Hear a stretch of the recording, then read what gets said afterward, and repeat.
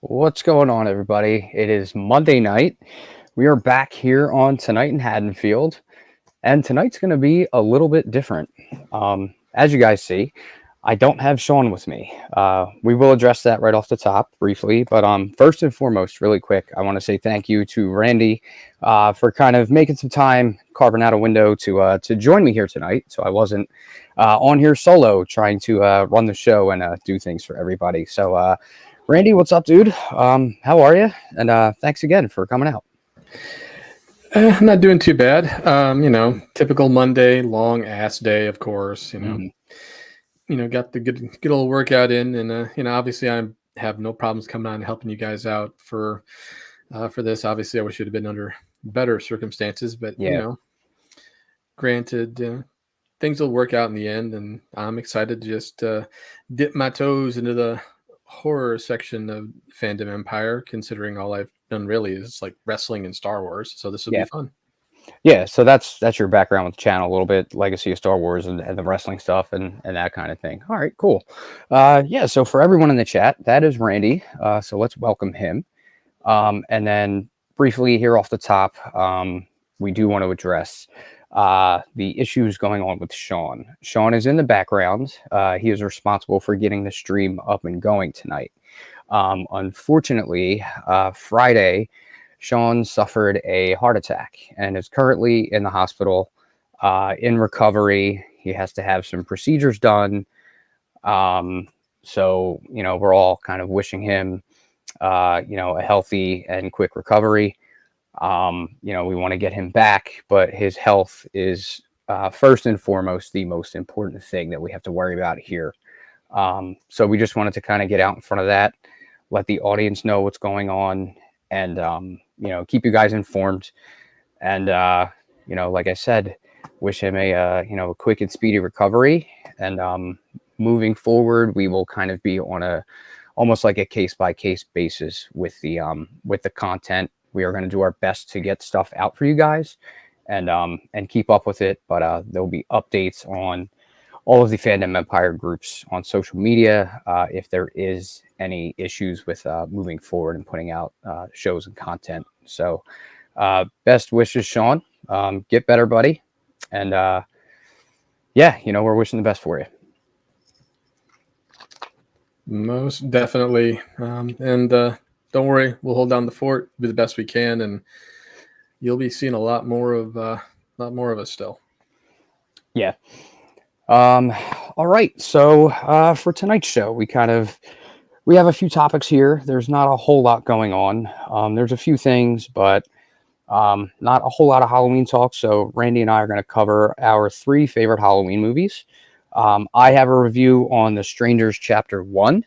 A little bit of a rant about that, but I will avoid spoilers if anybody has not had the chance to see it yet. I have a typical show share and slash for you guys. I'm going to come back to a release that I touched on last week, and I have a new release from the Criterion collection that came out. So I have those two to show for you guys. We might do some audience Q&A if there's time, and yeah, we'll take your questions and comments as we go. So, Randy, you got anything you want to add off the top, or do you want to dive right into Friday the 13th? Well, considering it's my favorite horror franchise, I'm kind of ready to dive in. All right. Um, so so far we've talked about Crystal Lake. We know the debacle going on with that at the moment. Have you heard anything further about this new kind of Jason universe that is kind of on the table, and we're going to be getting updates throughout 2024 about? It's funny. I really haven't seen. I've seen like little tidbits here and there, and nothing like Mhm. pertinent. I'm kind of still frustrated with the whole Crystal Lake thing, just because I'm like, Yeah, you get a showrunner that, I mean, the dude did Hannibal.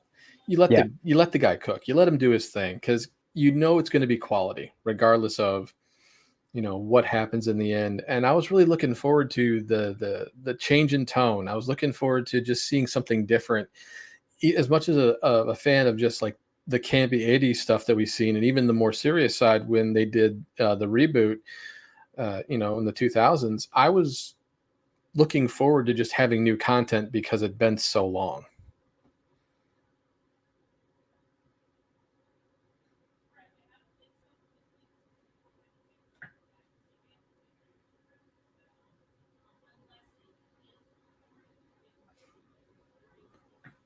And I think we may have lost somebody. Oh, there we go. I'll just say, I'm back. You got me? yep. That's Okay, cool. Yeah, it's been a super long time since what 2009 was the last yeah. time we got a movie. Yeah, so it's been a really long time for Friday the 13th fans. It sucks. It's my second favorite horror franchise. So um, I've been dormant for quite some time with it, but always looking forward to whether it be a TV show, hopefully a movie. But those rights are apparently being kind of held hostage by New Line at the moment. So I don't know what's going to happen with the movie anytime soon. But yeah, as far as this universe that they're talking about, it's going to be based heavily around Jason Voorhees. From what I know, it's like a collaborative effort between Victor Miller and Horror Inc. I don't know much about Horror Inc., but they're obviously a horror-based company. They basically kind of gave us a breakdown that mentioned their focus is going to be entertainment, which I would imagine is TV, and we'll have to do with Crystal Lake whenever that does get off the ground. So, we'll have to wait on that because they have no showrunner at the moment. But then the interesting angle, I guess, that they're going to approach is they're obviously going to cover merchandise, but they're looking at video games and immersive experiences. So for me, that kind of stands out as like, I think like live attractions, like haunted houses, escape rooms, like that kind of thing. Maybe like pop up events, in and around maybe Halloween or even summer. So that was the most that I was able to take away from it. And it's kind of interesting. Like the merchandise is out there. The video game, was great for what it was for a while, but we know that that's kind of in shambles at the moment too. Um, but I think they're looking at Blumhouse, and I think Blumhouse is looking to do like a video game like section of their company. So that might be something to kind of look forward to as far as a new Friday the 13th game coming out like from Blumhouse. Interesting. I don't really know what to expect from that. That would be something new from them. So, um, your thoughts, your ideas. See, I loved the game back in the Mhm. day, and if it wasn't for that damn lawsuit, there was a Yeah, lot of content they were still going to push out that we never got. And right. it's really, I mean, come on, the opportunity to go around as Uber Jason and getting kills. I mean, Yeah, they really did a really good job with animating the kills using Kane Hodder for the mocap, and I thought it was done well enough. My friends and I usually played around Halloween time and scared the living hell out of each other. I mean, I kind of relished all the times I played Jason. I was a bit of a I tortured him just a little too much, but that's the fun. That's the fun part of it. yeah, definitely. And when the lawsuit happened and everything kind of shut down, now the game essentially is pretty much dead. Right. They pulled it from all the online stores. Mhm. So it's frustrating, but the idea of getting a new game, okay, I can live with that. I'll be curious though. Is it going to be story driven? Is it going to be? Are we going to Right. get something like The Quarry, or you know what I mean? Something that's going to have consequences for your actions, which would be kind of neat. I'm not going to lie. Yeah. I would love something like that.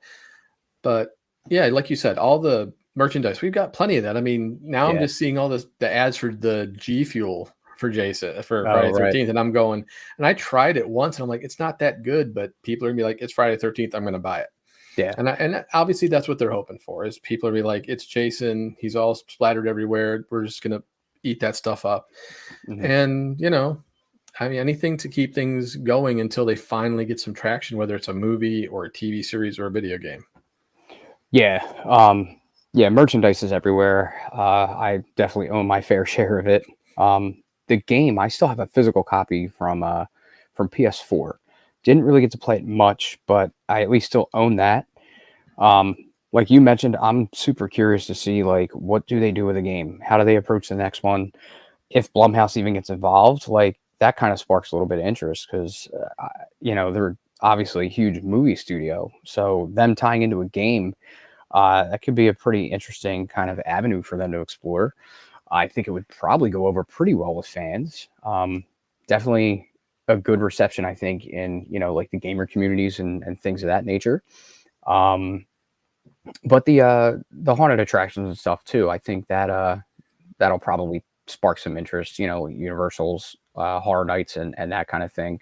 I'd be curious to see if that's like a stationary thing. They do it at one of the main parks, or if it becomes like a traveling kind of like attraction that goes, maybe across the country or hits a few states and pops up in different areas for people to experience who can't make that trip out to wherever it might be.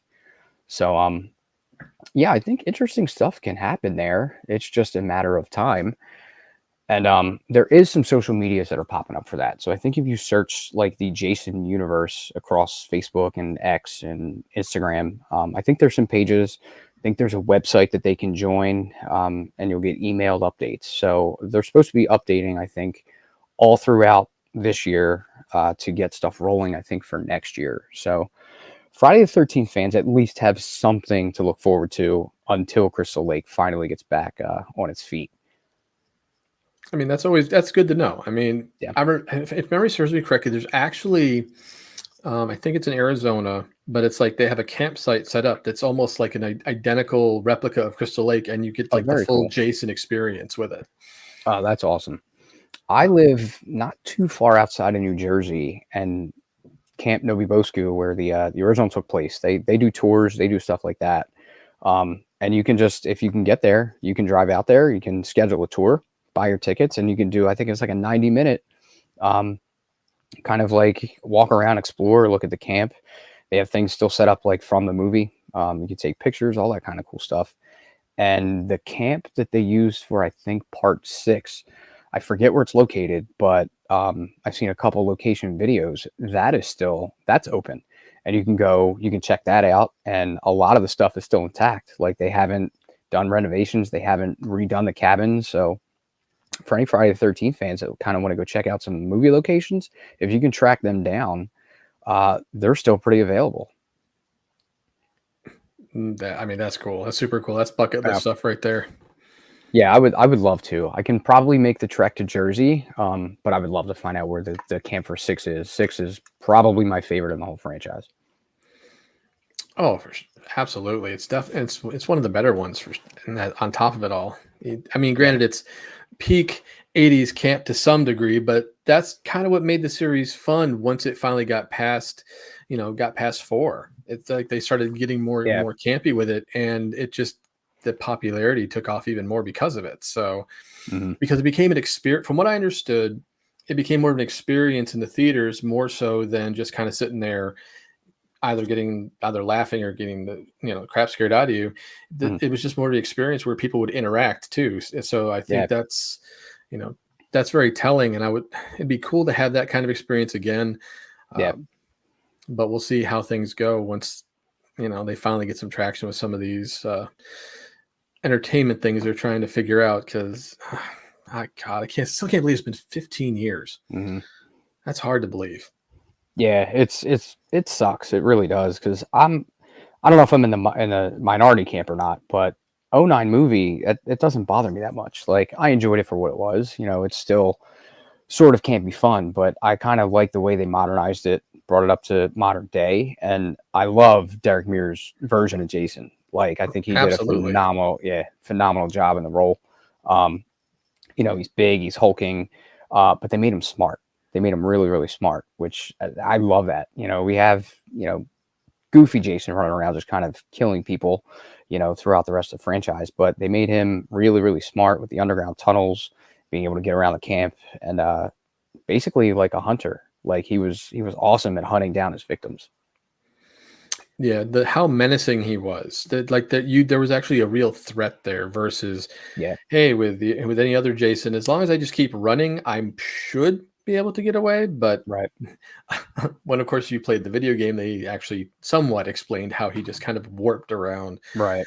But still, I felt like Derek Mears just had that presence. There was just, and of course we've seen that with some, with Kane Hodder in Seven. There was a presence there Right. that really, you're like, okay, shit just got serious. We're in that, it's just it's gonna be a fun movie, Mhm. and I would love to see if Derek Mears would be just willing to put the hockey mask on one more time. That'd be great. Yeah, I would love to see him come back. Whatever it is that they finally do, whenever they pull their head out of their ass and they figure out Yeah, what they're going to do with the rights, I think the Friday fans are well deserving of another movie. I wouldn't mind a follow up to '09 if they could do it. But even if not, and they want to start fresh, some kind of clean slate, I think Derek Mears coming back would be big win for for the fan sure. base. Yeah. All right, let's get to this question here. Does Friday the 13th movie work best if set in the 80s? Well, um, depending on the premise of the movie, if they're going to rehash maybe what's come before, I think that kind of sets you up for a one-off where we've seen it all before, but maybe they kind of bring it up modern day, modernize it, and give us something similar to what '09 was. I think it could work well in the 80s, but it depends, I think, big time on how well can they replicate the look and the feel of the 80s and the original movies. Yeah, that's really important with any type of period piece, because it's Yeah. crazy to think now we're going the 80s is a period piece. I'm going, damn, I'm old. But it's one of those things where as long as you have that look, as long as it has to have a feeling to it. There's always that Yeah. certain look and feel to the 80s, and as long as it has it, I think it would work just fine. But I would still love a continuation from 2009 as well. So Yeah. either way, as long as it's done right and done well, Hmm. it'll work. Yeah, I would agree with that. Just give us something decent quality. I'm going to get into the strangers here a little later on, but I think that was a lacking attempt to keep it brief at the moment. And I wouldn't want Friday to come back and get that kind of treatment. So I'll touch on that in a little bit. Flick Symmetry says he's more of a Friday 1 and 2 fan. He was 13 in 1980. So as he got older, the camp style filmmaking seems silly to me. He did like the reboot. Yeah, I would agree with that. The campiness, it's fun for a couple films, but when you keep that going too long, it's kind of like, okay, we've done this. How many times are we going to keep redoing it? Which is why I give the reboot a lot of credit because they kind of went back to its roots and got it, back to a scary, fun horror film to watch. Yeah, when it got to the point where it got to be Jason X, don't get me wrong, there are Right. parts of that movie that I really enjoy, but for the most part, it's just like, okay, we jumped the shark with this one. Hmm. I Yeah, mean, I would agree. obviously for me, like my best, my favorite, not my best, but my favorite scene, obviously, are the chick getting her head put in the cryogenic freeze and him smashing. I was like, okay, Oh that was yeah, actually a really cool kill. yeah. Um, obviously the camp scene where he's in, a hologram and he's just Oh beating the right. shit, slamming the chicks Oh, against the tree with the and the sleeping sleeping bag. bag. Yeah, they redid the sleeping bag kill from part 7. Yeah, Yeah. that was favorite. The movie itself, it's kind of a tough watch for some people, but they at least I would say they did pretty well with the kill scenes and the death scenes. Hmm. I think I've revisited Jason X maybe like once or twice. I have a few within the franchise I kind of stick to, um, and that's not typically one of them. But every now and then, it's kind of fun to go back and revisit those super campy, crazy kind of off the rails ones. Oh, absolutely. Last Halloween, I kind of watched all of them with the exception of Jason X because they were all on Ah, Max. oh, nice. Okay, So I even got Freddy versus Jason in there, which was kind of neat. yeah, That's a lot better. As I've gotten older, and I appreciate that movie a lot more than I did when I first watched it. I'm not gonna lie. yeah, yeah. I can't remember when I first saw it, but I think it was kind of like a one and done watch for me, and then I didn't revisit it for a couple of years, and then came back to it, and I kind of understand all the hate it gets, but I at the same time I kind of don't really see it. Like it's fun to throw on. It's don't take it serious and just have fun killing whatever it is, 90 minutes or 2 hours watching a movie. Uh, Yeah, for sure. yeah. All right. So I'll just do a quick recap. The Friday the 13th kind of Jason universe is going to be focusing on, the Crystal Lake series whenever that gets back on track. You're looking at merchandise, video games, and immersive live experiences for all the Friday fans. So, details for that will be coming out all throughout the year. Look up Jason Voorhees Universe, I think, across social media, and you'll be able to get all of your updates uh, for that. Um, all right. I guess we will move right along unless there's anything in the chat. Check that really quick. I think we touched on a couple of things. We've got game and reboot recaptured the 70s and early 80s aesthetic. I would definitely agree with that. The game was a lot of fun. All right. Let's switch gears here. I guess I will take it. Oh, no, let's get this here. I did enjoy the shot of Jason on top of the overturned camper and Jason Lives. One of the best shots in the movie, I have to agree. No All doubt. right. Yeah. All right. This is going to bring me, I'll keep this pretty quick and brief, but let's get into show shared slash for the week. Like I mentioned at the top here, I'm going to revisit something we mentioned last week and go through this really quick. I'm not going to recap the special features that we did. You guys could always go back and check out last week's episode. But I finally received a good copy of my Killer Clowns Steelbook from Scream Factory. First one I got came dented to all hell. So I immediately had to get a replacement. Amazon was good about quickly sending me that back out. So we finally have an open version of this beautiful steelbook that Scream Factory did. That is the front cover art, as you guys can see. This was what was covered last week by the J card. So as this entire image opens up, you kind of get this beautiful image of the clowns with the cotton candy victims. Phenomenal artwork, I think, done here. And I did order this bundle from Scream Factory. So this came with a large landscape style poster of this image. So I have a great big poster that I don't know what I'm going to do with yet of this image right here. So this was a double dip for me. Had to go ahead and get both versions. I did mention that the disc art was different. So there is a look at the discs for both discs in this set. These are different from the standard version that came with the slipcovers. And if I can get this one out, there is a pretty cool, decent image on the inside of the steelbook here. Right there. Some people were not happy with that, but you got the clowns in black and white from the movie. So I think that's a cool shot. Makes for some decent inside artwork. And I am not too upset with that. So that is the steelbook version for Killer Clowns from Outer Space from Scream Factory. And then I did get a new release in last week. This came from Criterion Collection, and it's their new 4K version of Peeping Tom from 1960.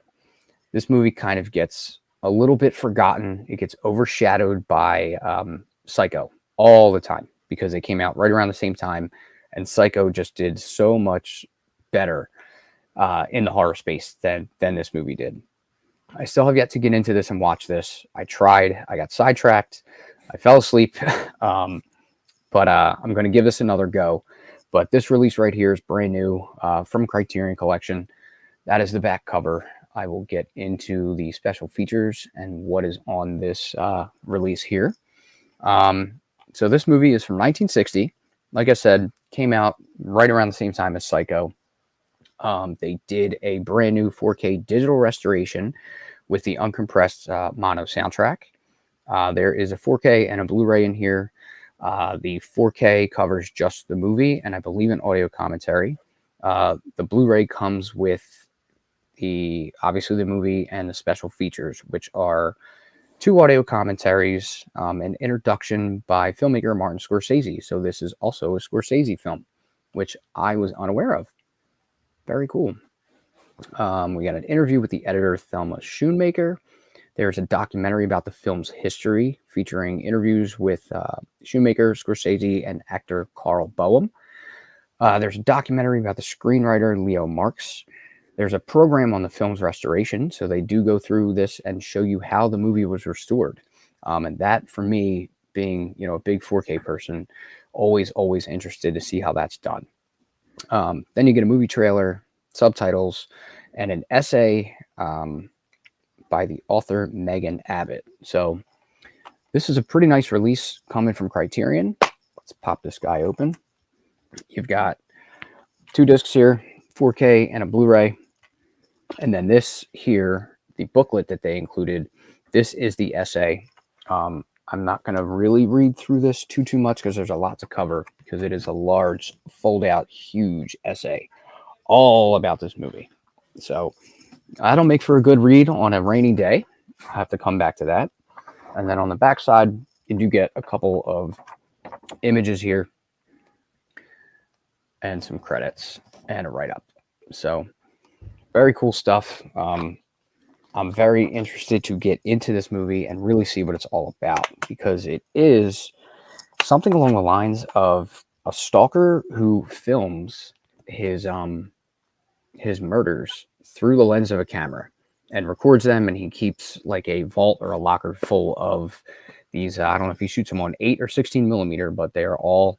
He basically builds a library and a collection of all of the murders that he commits. And then he meets a girlfriend, and he's trying to battle those urges between, you know, what he gets and take his victims, and having a girlfriend. So very interesting movie. And if anyone remembers the reference, this was referenced in Scream as one of the questions from Ghostface on one of the phone calls, as what was one of the first movies, I think, to bring you the killer's POV. So very cool, very interesting release from Criterion. And that's Peeping Tom and Killer Clowns from Scream Factory. So that will wrap up my show, share, and slash for the week. And we can get into, let's see where we're at here. Show, share, and slash. And then I'll get into my Strangers review. But Randy, if you have anything to chime in with at the moment, feel free. Well, I mean, that still look is awesome. Yeah. Yeah. Good stuff. I remember watching the movie the first time, and I was like, wow, this is a lot of fun. I was a little kid when I saw that movie the first time, and I didn't even know what I was watching. I was just like, oh, okay, cool. Mm-hmm. And as I got older, I'm like, this is kind of like an underrated classic that a lot of people, they scoff at. Like, that's the stupidest name for a movie. I was like, you know what? But it's a lot of fun regardless. Yeah. I hated Killer Clowns the very first time I saw it. I think I was probably in my teens, and I forget how I came across it, and I get into it and I start watching it, and my response is basically, what the fuck is this? I wasn't aware. I didn't know it was like horror comedy. Didn't really kind of pick up on it's just supposed to be fun, goofy, campy horror. You know, came back to it years later and finally kind of discovered like the love for that movie and why so many people enjoy it. And finally was able to kind of pick it up on an old Blu-ray copy, gave it another watch, and finally it clicked. And I'm like, this is why everybody loves this movie. It's just a shit ton of fun. Yeah, Rachel, look at me giving Scream a shout out. Yeah, have to give Scream, you know, a little bit of credit when they kind of put me on to Peeping Tom. But yeah, Killer Clowns, ton of fun. I now own multiple copies, and happy to have that in my collection. So I guess that's going to take us to my Strangers review. First off, Randy, have you seen The Strangers Chapter 1 yet? No. No. Obviously, I've seen the original, but I haven't. Definitely can't say I've seen this one yet. I didn't even realize it was out. Yeah. I was kind of anticipating it. I was ready for it. Then it kind of snuck up on me. I forgot it was a mid-May release. So after the show last week, I remember I asked the audience, you know, who's ready for this movie this week? We got a couple of people that were kind of excited to go out and see it. I had a very busy work weekend coming up. So I was like, let me get out and see this early. Believe I made the first showing on Thursday night, right around 6 o'clock. So I got out really early. There was only about 10 people in the theater. I think most people were waiting for the Friday, Saturday release. So, how are you with spoilers? Spoilers, no spoilers. I'll try to kind of avoid it. I don't I want to. mean, if it's not a good movie, you can spoil as much as you want. I Okay. mean, but if it's actually a good movie, then yeah, I definitely would like to keep it spoiler free. So, but Yeah. I'll trust your review on this. Well, okay. What I'll put out there first is basically if you have seen 2008, you have seen this movie. Um, they kind of harped on this is going to be a prequel. It's we're going to kind of get into the lore of the strangers. How did they become the people that they are and do the things that they do? Uh, this, yeah, flicks popcorn. Popcorn was probably the best part about the entire experience for me, which is kind of sad. But I will get into it. But yeah, if you've seen '08, for the most part, you have seen this movie. Um, I would say beat for beat remake, slight changes, um, but then take everything good about The Stranger 2008 and remove it and kind of bring it up to modern day, overdo a couple of things, and take your horror movie trope checklist and go right down the checklist, and any horror trope that you can think of. It was like they just wanted to go right down the list and check off and make sure they had every single one of them included in this movie, which sucks because I was looking forward to this. Um, like I said, I got there out there early to see it, but I was pretty disappointed. I hit our group chat like halfway through the movie, sent a message, and it was this movie better do something to impress me very quickly. So, just to hit on some things, I mentioned it's basically a remake of 2008, but I felt like it lacks in suspense, it lacks in the tension. The acting, a lot of people kind of had some trouble with the acting. It didn't bother me all that much.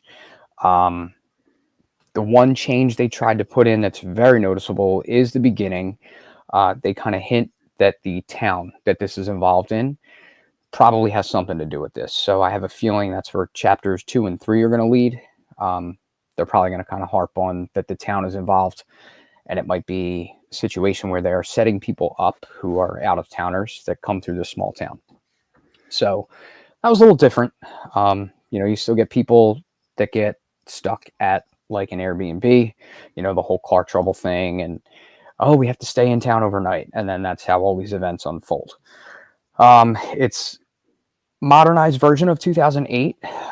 Like I said, just some slight changes. It's very, very jump scare heavy. They rely, I think, too much on jump scares. Like I said, suspense and tension take a back seat, that's disappointing because I would say the 2008 movie kind of thrives on that. I think that's what made that movie so good. Um, where else? What do I have here? Yeah, it was jump scare heavy, and all the things that they tried to hit, I think they kind of missed the mark. Um, Very disappointing. But it's a three-part trilogy, so I have a feeling they're going to dive into more backstory, and they're going to kind of try to bring everything full circle and make a lot more sense of it across chapters 2 and 3. So I'm hoping that they get better. Um, like I said, it was a disappointment. The only reason I stayed at the credits was to see a mid-credit scene. They throw one in there. Have you seen The Strangers Pray at Night or no? No. Okay. So not that it's not a super big deal, but at the very end of Pray at Night, there's they wrap the movie up. They're in a hospital, and then of course you get like the slow zoom out, and then you hear a bang on the door, and then the movie cuts. So you kind of get that unknowing, like, is someone still out there? Uh, this mid-credit scene, it kind of very similar. Trying to think. I know there's another movie that did. It's basically a hospital scene, um, and then you get like a kind of like a pop-up, supposed to be a jump scare. Um, that's what this movie tries to do. Then they cut to the rest of the credits, and I have never walked out of a movie theater so fast. I was very, very disappointed. Um, like I said, I was looking forward to it. Um, Left very disappointed. I'll probably give it a rewatch when it hits streaming. Hopefully I can pick up on the things that people are mentioning who did enjoy it, but the overwhelming majority of people are kind of on the same page that I'm on, which is just left extremely disappointed and wanted to see so much more from this movie. Um, so yeah, that is my review of The Strangers Chapter One. I don't want to deter people from going to see it. If you want to get out there and see it, it's at least worth checking out. Um, my suggestion for most is maybe wait for streaming, give it a chance on streaming, go from there. Um, I tend to be a little bit harsh, but I always say keep an open mind and check things out for yourself. So that's where I stand with it. And like I said, I have high hopes for chapters 2 and 3. Um, but let's get into Strangers '08 really quick. You mentioned you enjoy that. What are your thoughts on 2008? So it was one of those movies where I didn't know if I was going to like it or not. Like, because I Mhm. was like, okay, this is the premise. We'll see. I'll watch it. Let's see what it turns into. And what I really liked about it was the suspense and the tension. And it was one of those movies where you really, felt like a fear Yeah. for the protagonists because it was one of those movies where are they going to survive, are they not going to survive, like you Mhm. just didn't know when you're watching this movie. And but that was the part that was actually really exciting about it because it was Yeah. something different, it was something that you didn't really get to see so often. And then of course after the movie did well, you see a lot of the knockoffs and generic Right. horror movies come out trying to do the same thing but missing the Mhm. mark. But yeah, it was the the cinematography was well done. Like the use of Yes. the shadows was so well done. And the contrast in light and shadows in certain spots, especially like when in the outside parts, Yes. it was. I mean, it was hard to ignore the fact that they did a real good job giving you a great set piece where it was just confined in a very small area, and if you weren't really thinking about it, it really felt claustrophobic at times. Yeah. Yeah. I would agree. It's one of my favorite, more like early 2000s horror movies. You talk about suspense and the dread and the tension. I think it knocks it out of the park. I had to come home after leaving the theater and being disappointed by chapter one. It was time to come home and revisit The Strangers to kind of remember how good that movie really is. Like I said, chapter one, they tried to replicate it, but they removed everything that made '08 so good. And that's the most disappointing part about it. And like I said, I hope 2 and 3 come out later this year, and I think early next year. Hopefully, they can kind of capitalize. It's just going to be an uphill battle. But yeah, The Strangers 2008, fantastic. Uh, full of suspense and really gives you that, like you mentioned, like that, you know, what's going to happen kind of feel. Execution was done great, and I was just hoping that chapter one was at least along the same lines. Fortunately, didn't happen that way, but it is what it is. And chapter 2 and 3 will hopefully be a lot better.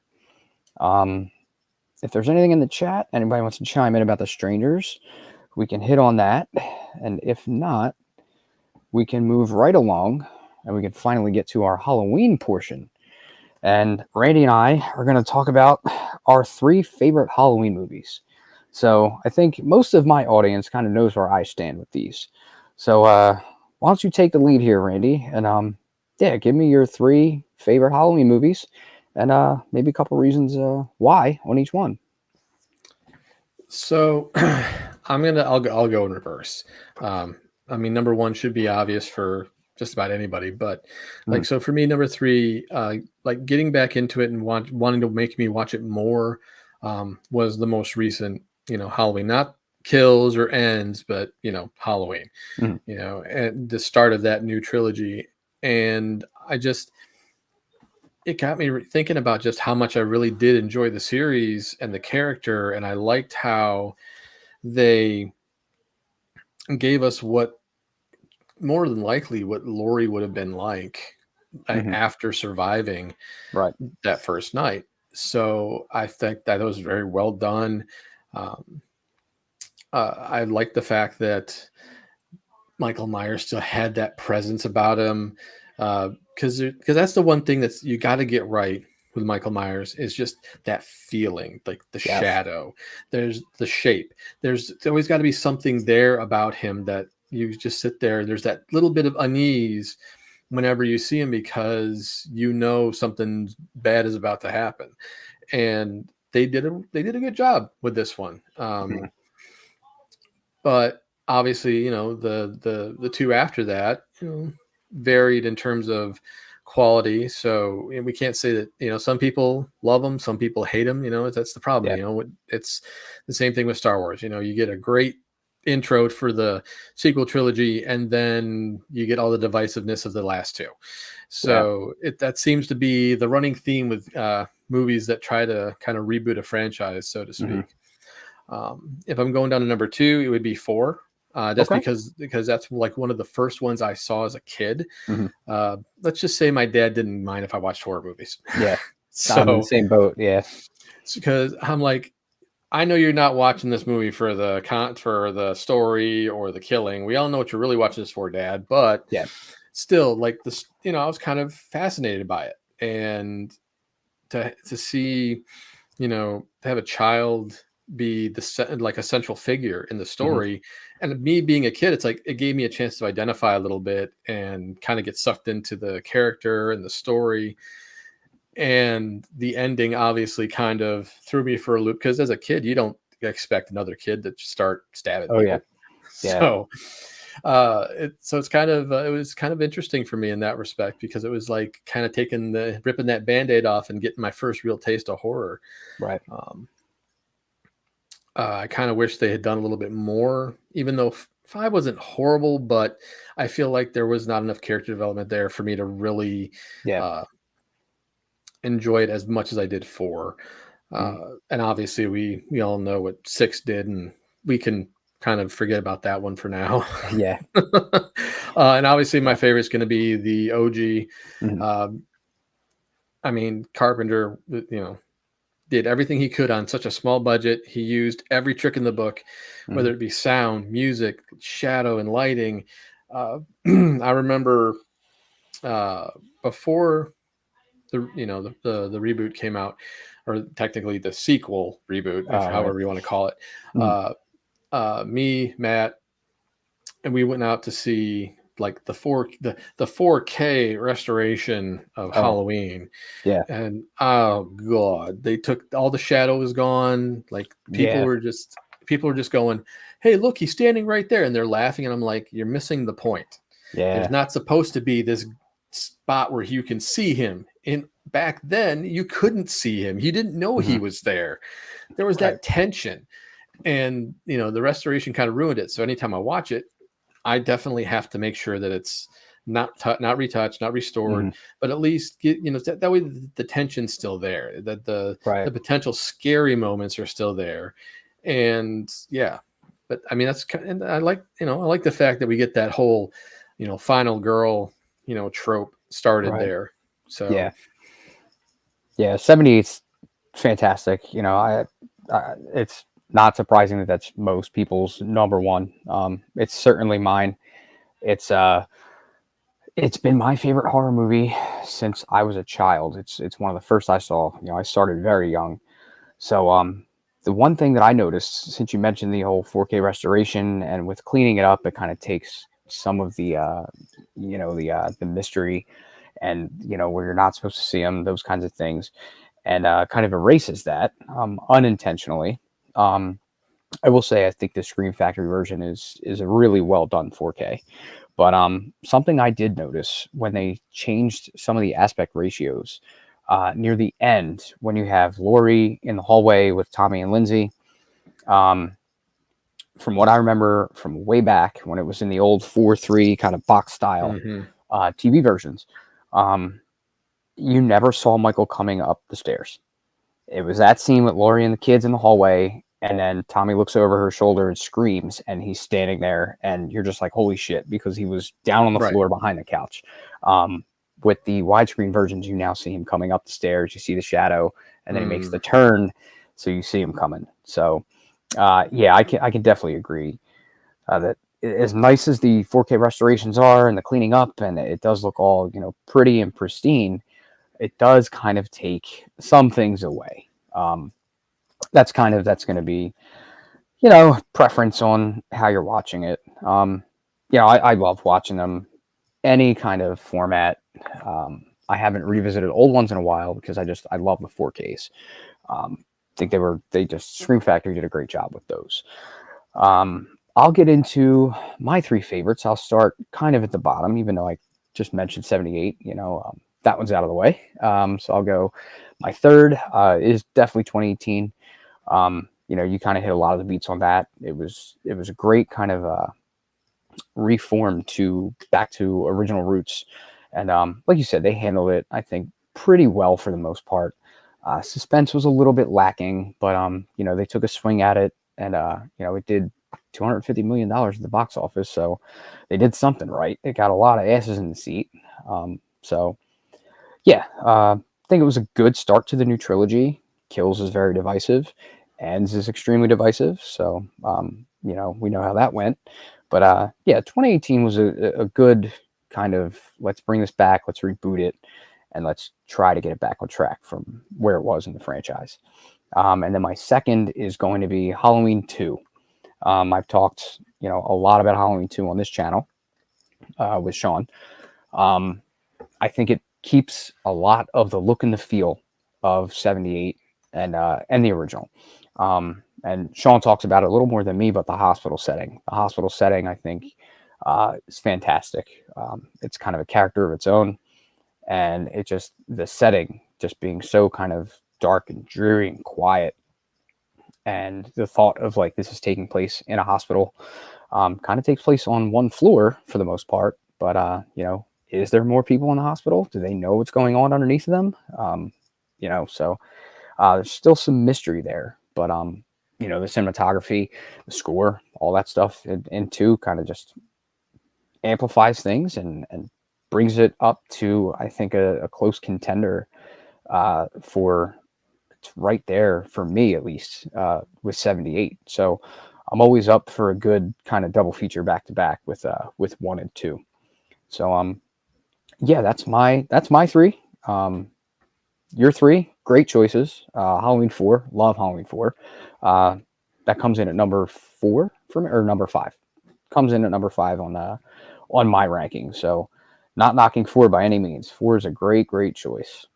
Let's see, I lost my notes here for a second. Where are we at here? All right, so that covers Randy and I's 3 favorite Halloween movies. And we're about the 50-minute mark here. So let's toss it over to the chat briefly for a little bit. We'll take some audience, questions, comments. Anybody wants to chime in. Friday the 13th, Halloween, double feature, local theater, 78 2018. That sounds fun. I don't think I've done that here. I don't think I've watched them back to back. So I'm curious to see how that kind of lines up. I have a pretty good idea, but watching them back to back, it's an interesting idea. I do like kills past the hospital stuff. Yeah, the mob scene, the hospital. Yeah, totally understandable. It gets really hokey, and it's a little overwhelming. So, yeah, I definitely agree with that, Flix. Um, what else do we have here? Ali says the original 2 and kills, double feature for 78 2018, and Flix's comment. So nice guys. All right. I guess we'll keep it open for a few minutes. Randy, anything off the top of your head you want to chat about, horror related, anything else? So, Your other shows, anything? so think when thinking about like you're talking about Friday the 13th video game. Can you imagine if they actually brought it into VR? Think Oh, that would be cool. That would be very cool, especially with the way technology is coming along now. I mean, just to be able to just kind of put on the headset and turn around and you just see Camp Crystal Lake and Yeah, everything, and that would be absolutely amazing. Granted, not everybody's going to have like a PSVR 2 or the right. Meta or anything like that, but Hmm. it's it's really cool to think about. if that's, one of the directions they go, I think they could. I mean, The Walking Dead, Saints and Sinners VR game is actually really good. So Oh, nice. if they could get someone, get that company involved, Hmm. because they told a really good story, and the mechanics were real simple. The tension and just the threat Hmm. of zombies could just kind of attack you at any moment. I think the one moment that made me end up putting the headset down for a while is going downstairs in a house while I'm scavenging, and then all of a sudden I trip something, and the just like a horde busts through a door and pretty much just swarms me, and I'm like, "Yep, I'm Hmm. done for now. Yeah. I'm putting the headset down." Nice.